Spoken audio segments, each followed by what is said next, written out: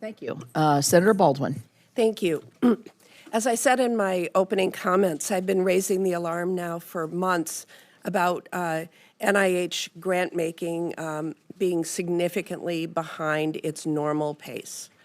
This year, NIH has awarded nearly $3 billion less compared to the same period last year. That's at least 3,288 fewer grants. So, Dr. Bhattacharya, I want to know who is withholding this funding. Is it you? Is it DOGE? Is it OMB? Who is making those decisions? Well, Senator, there's a range of decisions that I think that led to some of those pauses of grants. I'll just say, So who is making those decisions? Not what are the decisions, but who is making them? Right, You, DOGE, OMB, someone else? because there's a range, there's the different answer for some of those. So Okay, so all of the above? well, no, not necessarily. It depends on the specifics we're talking about. So if I may, so there's change in priorities for the NIH to move away from politicized science. I've made those decisions.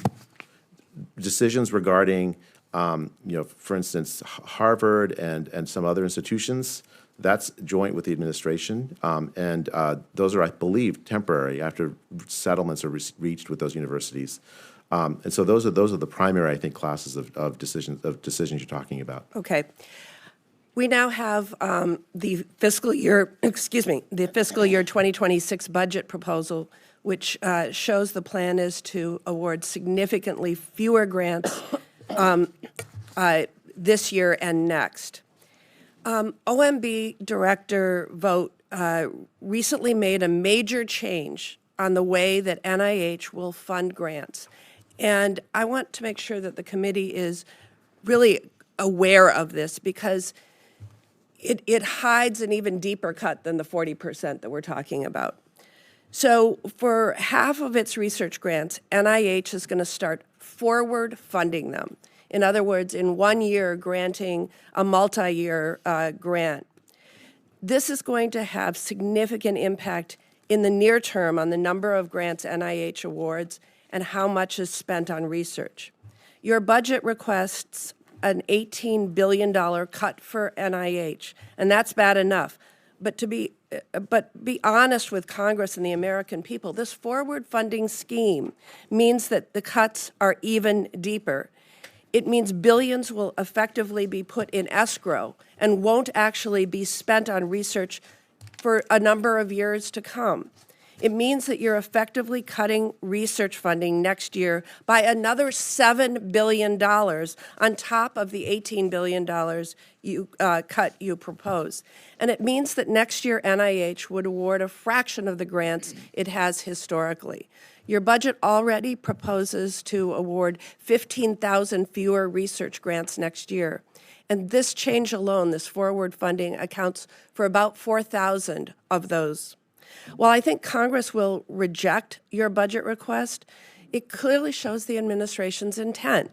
And you can cut $7 billion and dramatically reduce the number of NIH awards next year on your own, unless Congress steps in to stop that. So, Dr. Bhattacharya, I'm struggling to find a reason why NIH would implement this forward funding policy. How is this proposal anything but intentionally sabotaging biomedical research? So, Senator, a couple of things. So one is regarding funding for this year. Congress allocated the money. My job is to make sure that the money goes to excellent research projects. My intention is that we will spend. I'm asking about the money. forward funding proposal that disguises even deeper cuts so, in the NIH budget than the budget submission would suggest. Yeah, so I just wanted to preface my answer to that because you asked that also. As regarding forward funding, that's a budget proposal.